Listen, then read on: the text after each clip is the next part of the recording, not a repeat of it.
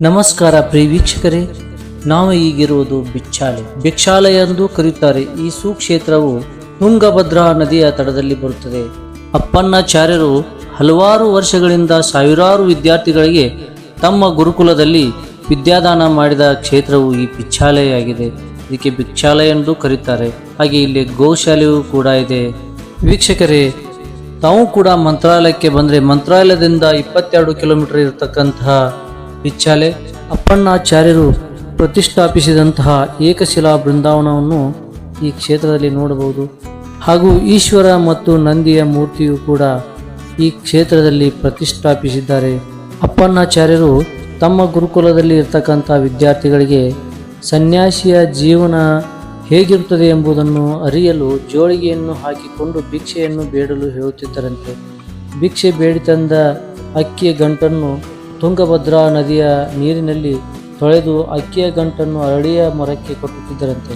ನಂತರ ಆ ವಿದ್ಯಾಭ್ಯಾಸ ಮುಗಿದ ನಂತರ ಅಪ್ಪಣ್ಣಾಚಾರ್ಯರು ತೀರ್ಥವನ್ನು ಅಕ್ಕಿ ಗಂಟಿಗೆ ಪ್ರೋಕ್ಷಿಸಿ ಆ ಅರಳಿ ಮರಕ್ಕೆ ಕಟ್ಟಿದಂಥ ಅಕ್ಕಿ ಗಂಟಿನಲ್ಲಿ ಅನ್ನವಾಗಿರುತ್ತಿದ್ದಂತೆ. ಇಂತಹ ಚಮತ್ಕಾರವನ್ನು ಅಪ್ಪಣ್ಣಾಚಾರ್ಯರು ತಮ್ಮ ಗುರುಕುಲದಲ್ಲಿ ದಿನನಿತ್ಯ ಚಮತ್ಕಾರ ಮಾಡುತ್ತಿದ್ದರು. ಹಾಗೂ ವಿದ್ಯಾರ್ಥಿಗಳಿಗೆ ಅನ್ನ ಪ್ರಸಾದವನ್ನು ಸವಿಯಲು ಹೇಳುತ್ತಿದ್ದರು. ಹಾಗೂ ರಾಘವೇಂದ್ರ ಸ್ವಾಮಿಗಳು ಜಪ ಮಾಡಿದ ಜಪದ ಕಟ್ಟೆ ಹಾಗೂ ರಾಯರಿಗೆ ಬಳಸುತ್ತಿದ್ದ ಹೊರಳು ಕಲ್ಲು ಕೂಡ ಈ ಕ್ಷೇತ್ರದಲ್ಲಿ ನಾವು ನೋಡಬಹುದು.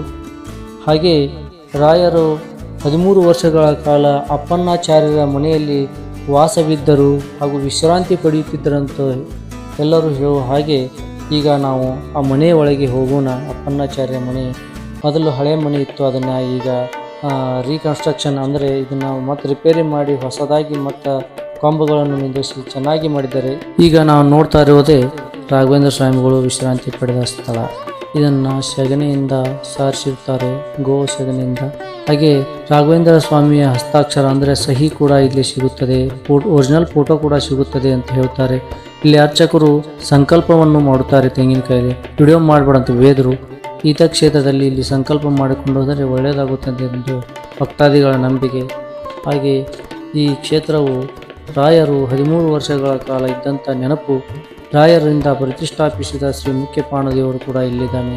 ಈ ಕ್ಷೇತ್ರವು ಮಂತ್ರಾಲಯದಿಂದ 22 ಕಿಲೋಮೀಟರ್ ಅಂತರದಲ್ಲಿ ಬರುತ್ತದೆ.